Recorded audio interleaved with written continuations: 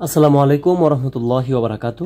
সুপ্রিয় দাখিল দশম শ্রেণীর সকল শিক্ষার্থীদেরকে জানাচ্ছি প্রথম থেকে দশম শ্রেণী সকল পড়ালেখা এখানে ইউটিউব চ্যানেলের পক্ষ থেকে অনেক অনেক শুভেচ্ছা এবং অভিনন্দন। তো আজকে তোমাদের সাথে আমি হাদিস সাজেশন নিয়ে এসেছি। তোমাদের যেহেতু নির্বাচনী পরীক্ষা শুরু হতে যাচ্ছে, তোমরা অনেকে কমেন্টে জানাচ্ছিলে যে তোমাদেরকে হাদিস শরীফ সাজেশনটা দেওয়ার জন্য। তো তোমরা জানো এর আগে আমি তোমাদেরকে এমসিকিউ সাজেশন দিয়ে দিয়েছি হাদিস। তো আজকে তোমাদের হাদিস সাজেশন দিব। আমি সম্পূর্ণ তোমাদের যে হাদিসটা সাজেশনটা আজকে দিব সম্পূর্ণ বই থেকে, যাতে তোমরা সকলে খুঁজে বের করতে পারো। কারণ গাইড থেকে যদি দেওয়া হয় তাহলে অনেকে ভাবো যে আমার লেকচার গাইড, আমার আলফাতা গাইড, আমার ইমতিহান গাইড। তো আমি সরাসরি হাদিসের বই থেকে দিব তোমাদেরকে দাগিয়ে। শুধু এই হাদিসগুলো যদি শিখো অবশ্যই তোমরা সম্পূর্ণ কমন পাবে। ঠিক আছে, খুবই সংক্ষিপ্ত আকারে মাত্র তোমাদের জন্য 20টা হাদিস আমি নিয়ে এসেছি। 20টা হাদিস যদি পড়ো অবশ্যই তুমি সবগুলো পরীক্ষায় কিন্তু কমন পাবে। তো দেখো এখানে দুঃখিত 22টা হাদিস তোমাদের জন্য এনেছি। তো আমি হাদিসগুলো তোমাদেরকে একদম বের করে খুঁজে তোমাদের জন্য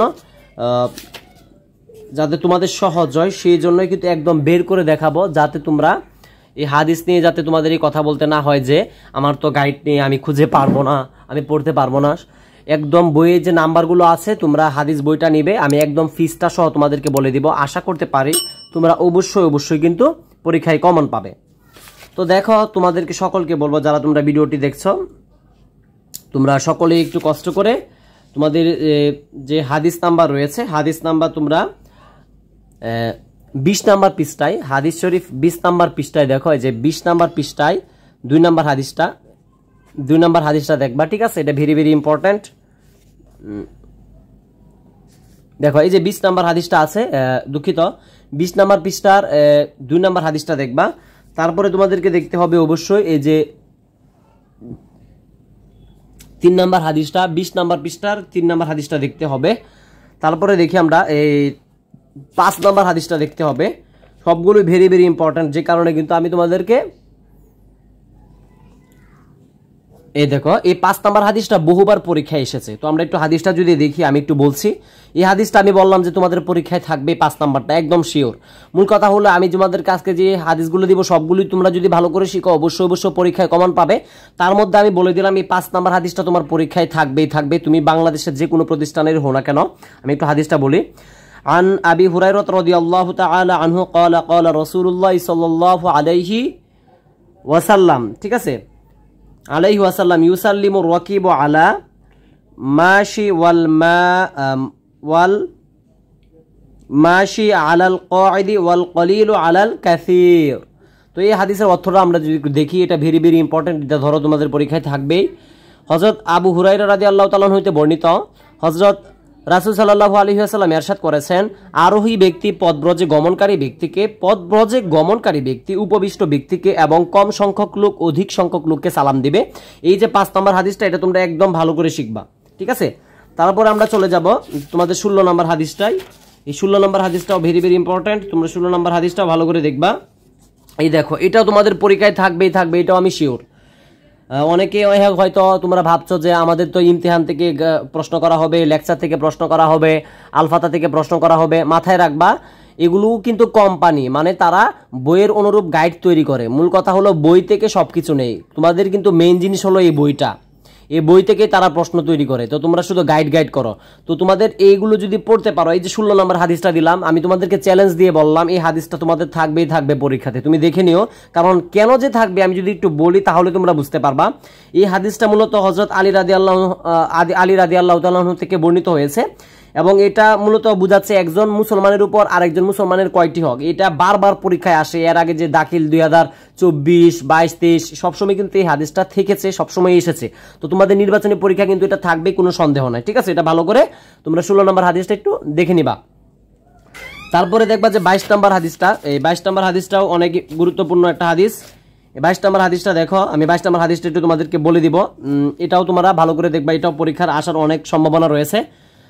عن عمرو بن شعيب عن أبيه عن جده أن رسول الله صلى الله عليه وسلم قال ليس منا من تشبه بغيرنا لا تشبههم باليهود ولا بالنصارى فإن تسليم اليهود ইশারাতু বিলা সবা, ঠিক আছে, আমি একটু তাড়াতাড়ি বলছি, তা না হলে ভিডিওটা লং হয়ে যাবে, সে কারণে একটু তাড়াতাড়ি আমার কথাগুলো বলতে হচ্ছে।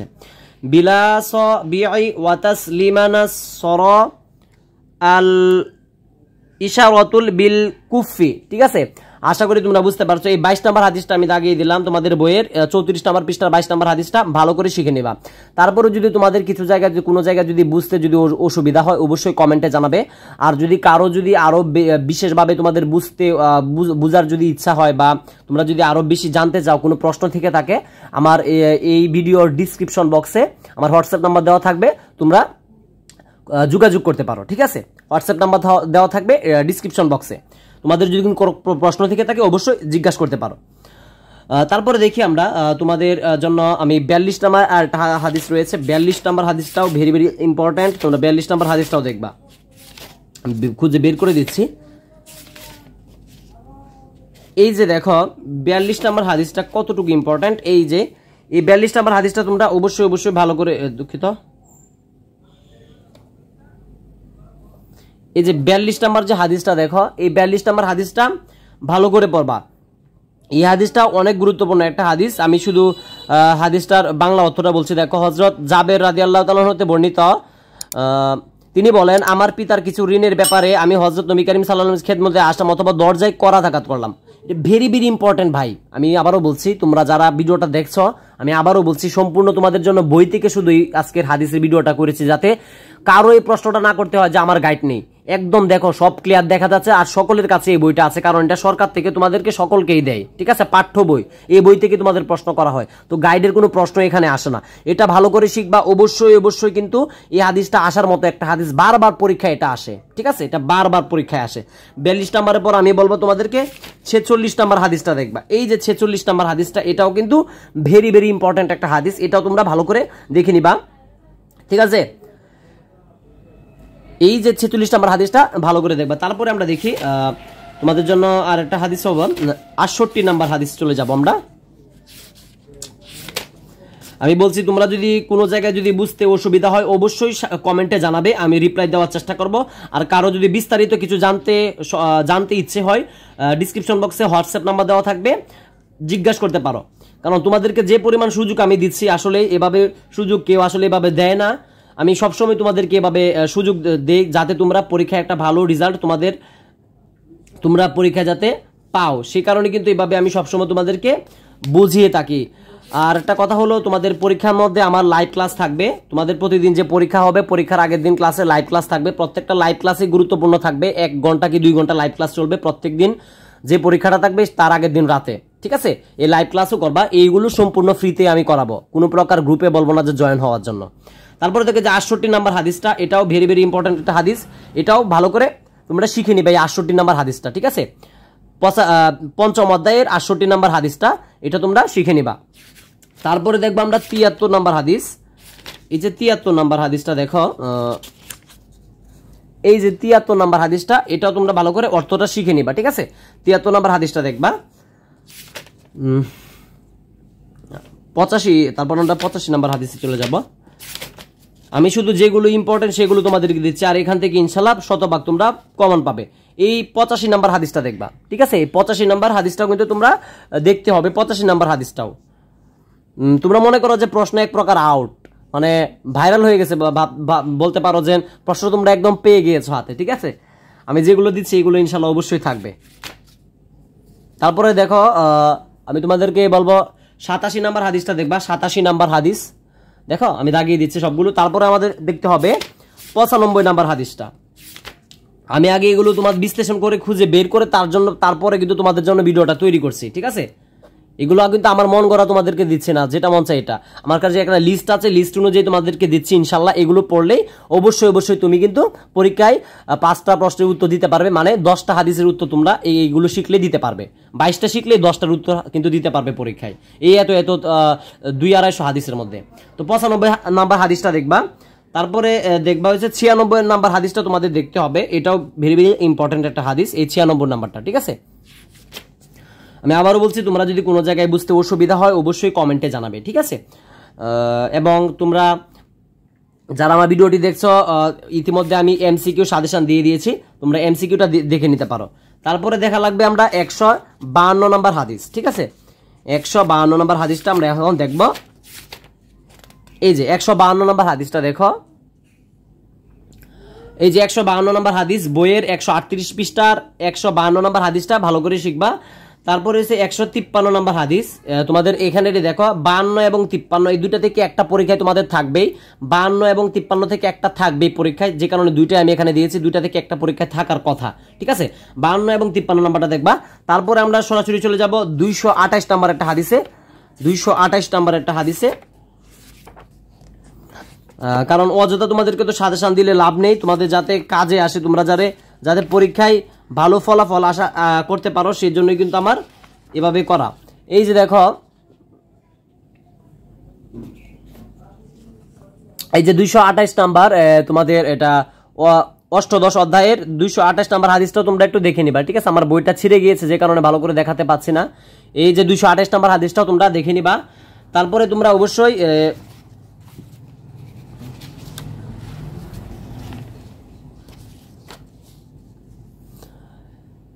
228 পরে দেখবো আমরা 229 নাম্বার হাদিসটা। এই যে এই 229, অর্থাৎ 228 আর 29 থেকে পরীক্ষায় একটা থাকার 100% সম্ভাবনা রয়েছে, যে কারণে আমি দুইটাই তোমাদেরকে দিয়েছি।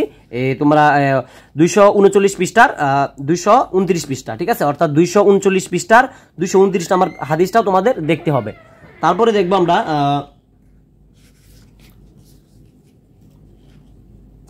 তারপর আবার চলে যাবো আমরা 54 নাম্বার একটা হাদিস রয়েছে, দেখো 54 নাম্বার হাদিসে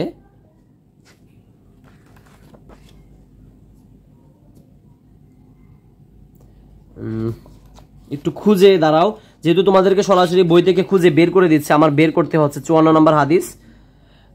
54 নম্বর হাদিসটা কোথায়? এই যে 54 নম্বর হাদিসটা তোমাদের পাঠ্য বইয়ের 68 পৃষ্ঠার 54 নম্বর হাদিসটা তোমাদেরকে দেখতে হবে, ঠিক আছে। 68 পৃষ্ঠার 54 নম্বর হাদিসটা তোমরা অবশ্যই দেখে নিবা, ঠিক আছে। এছাড়াও আমি বলি, দেখো সবগুলো আর খুঁজে আমি বের করতে চাচ্ছি না, আমি লিস্টটা তোমাদেরকে বলি। 54 নম্বর হাদিসটাও দেখবা তোমাদের পাঠ্য বইয়ের, তারপরে 63 নম্বর হাদিসটাও আবার দেখবা, 60 নম্বর হাদিসটাও দেখবা, 62 নম্বর হাদিসটাও দেখবা, 205 নম্বর হাদিসটাও দেখবা, 206 নম্বর হাদিসটাও দেখবা। আশা করি এগুলো দেখতে পাচ্ছ। এখন অনেকে ভাবতে পারো যে আমি প্রথমেই তো তোমাদেরকে এটা দিতে পারতাম, আসলে প্রথমে আমি এটা সামনে আনিনি, কারণ তোমরা মনোযোগ সহকারে ভিডিওটা দেখবা না, ভালো করে তারপরে খুঁজেও পাবা না, যে কারণে তোমাদের সাথে হাদিস কোনটা বেশি ইম্পর্টেন্ট বলে দেখিয়েছি। তো তোমরা দেখো 54, 63, 50, 62, 205, 206 এবং আগে যেগুলো তোমাদেরকে দিয়েছি সবগুলো তোমাদের ইনশাআল্লাহ পড়তে হবে। এগুলো যদি তোমরা পড়ো অবশ্যই পরীক্ষায় যে 50 নাম্বার তোমাদের হাদিসে থাকবে, 50 কিন্তু তোমরা পেয়ে যাবে এই হাদিস থেকে শুধু, ঠিক আছে। শুধু এইগুলো পড়লে দেখো 1টা 2টা 3টা 4টা 5টা 6টা 7টা 8টা 9টা 10টা 11টা 12টা 13টা 14টা 15টা 16টা 17টা 18টা 19টা 20টা 21টা 22টা মাত্র হাদিস দিয়েছে। এই 22টা দিলে শিখলে তোমরা অবশ্যই কিন্তু পরীক্ষায় 10টা কমন পাবে, এটা আমি চ্যালেঞ্জ দিয়ে দিলাম, ঠিক আছে। এখন দেখো যে তোমাদের কিন্তু আরেকটা থাকবে, যে তোমরা তো হাদিস থাকে, তো তোমাদের আমি দেখাচ্ছি, একটু ধৈর্য সহকারে বসো। শুধু তোমাদের জন্য ভিডিওটা তৈরি করা এত কষ্ট করে, কারণ একটা ভিডিও তৈরি করতে প্রচুর কষ্ট হয়, এটা হয়তো তোমরা বুঝো না। অনেক ঘাটাঘাটি করার পর একটা ভিডিও কিন্তু তৈরি করতে হয়। আমি তোমাদেরকে একটা প্রশ্ন দিচ্ছি, মাত্র এই 2টা শিখবা ইনশাআল্লাহ, তাহলে কিন্তু হয়ে যাবে, আর কিছুই করতে হবে না। এই যে এই প্রশ্নটা যে রয়েছে দেখো,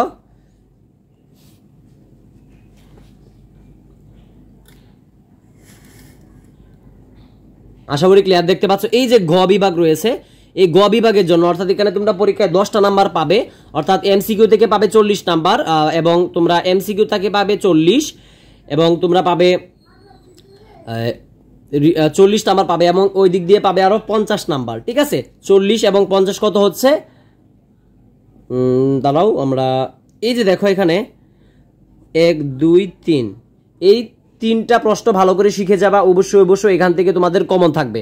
এখন অনেকে বলতে পারো যে 13 নম্বর যে প্রশ্নটা আমি এখানে দাগিয়েছি, যে প্রশ্নপত্রে উল্লিখিত হাদিসগুলো ব্যতীত সিলেবাসের মধ্যে হতে একটি হাদিস রাবির নাম সহ হরকত সহ লিখতে হবে। এখানে কি লেখা আছে যে তোমরা হরকত ছাড়া, ঠিক আছে, অর্থাৎ হরকত সহ আর কি লিখতে হবে একটা। তো মানে এই 2টা যদি পড়ো, 11 এবং 12 নাম্বারটা পড়লে একটা এখান থেকে তোমাদের পরীক্ষায় কমন থাকবে গ বিভাগের জন্য, মানে সবার শেষে তোমাদের আনসার করতে হয় হাদিস শরীফে। মোট এখানে গ বিভাগে 10 নাম্বার। তো হাদিস এর সংজ্ঞা দাও, অতঃপর এর আলোচ্য বিষয় ও উদ্দেশ্য বর্ণনা করো, এবং ইলমে হাদিসের সংরক্ষণের গুরুত্ব এবং প্রথম যুগের হাদিস সংরক্ষণের উপায় সহ বর্ণনা করো। এই দুইটা শিখলে অবশ্যই একটা পরীক্ষায় থাকবেই কমন। এবং লেখো সবার 13 নম্বর প্রশ্নটা তোমাদের পরীক্ষায় লিখতে হবে। লিখছে 13 নং প্রশ্ন সহ যে কোনো দুইটি, মানে তোমার 13 নং প্রশ্নটা তো তোমার লিখতে হবে, আর উপরে 11 বা 12 থেকে তুমি যে কোনো একটা পরীক্ষায় লিখলেই হবে। তার মানে 13 নম্বরটা তোমার বাধ্যতামূলক লিখতেই হবে, ঠিক আছে। তো 13 নম্বরটার জন্য তোমাদেরকে আমি সাজেস্ট করব, তোমাদের বইয়ের সবথেকে যে ছোট ছোট হাদিসগুলো রয়েছে সেই ছোট ছোট হাদিসগুলোর মাত্র 3টা হাদিস শিখবা। বইয়ের সবথেকে ছোট ছোট হাদিস যেগুলো আছে মাত্র 3টা।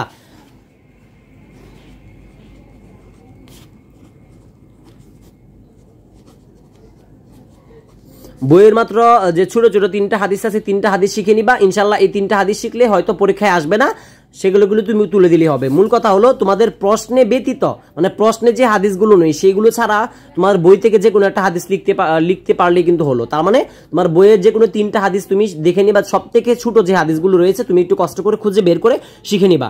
এবং মাত্র এই যে 11 এবং 12 এই 2টা প্রশ্ন শিখো, তাহলে অবশ্যই একটা কিন্তু পরীক্ষায় কমন পাবে, ঠিক আছে। তো আমি আর দেরি করতে চাচ্ছি না, আমি আজকের মতো বিদায় নিচ্ছি। তোমরা যারা এতক্ষণ ধৈর্য সহকারে ভিডিওটা দেখেছো তোমাদের পরীক্ষা ভালো হবে এই আশায় ব্যক্ত করছি। এবং আরেকটা কথা হলো যে তোমাদের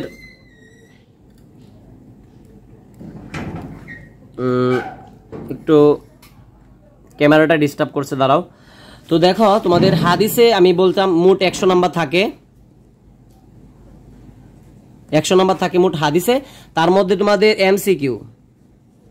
এমসিকিউ থাকবে 40, তারপরে তোমার হাদিসে থাকবে 50, এবং তোমার যে গ বিভাগ থাকবে আর কি, এটাকে বলা হয় তোমার এটা হাদিস থেকে থাকবে, অর্থাৎ এটা ক বিভাগ, এটা ক বিভাগ, খ বিভাগ, গ বিভাগে থাকবে তোমাদের জন্য 10 নাম্বার। অর্থাৎ ক বিভাগে থাকবে এমসিকিউ 40 নাম্বার, খ বিভাগে থাকবে হাদিস 50 নাম্বার। আমরা আজকে আলোচনা করেছি 50 নাম্বার এবং 10 60 নাম্বার। মূলত ঘ বিভাগে তোমার থাকবে 10 নাম্বার। মোট আজকে 60 নাম্বার নিয়ে তোমাদের সাথে আলোচনা করেছি, এবং এর আগের ভিডিওতে আমি এমসিকিউ নিয়ে 40 নাম্বারের ভিডিও আপলোড করেছিলাম।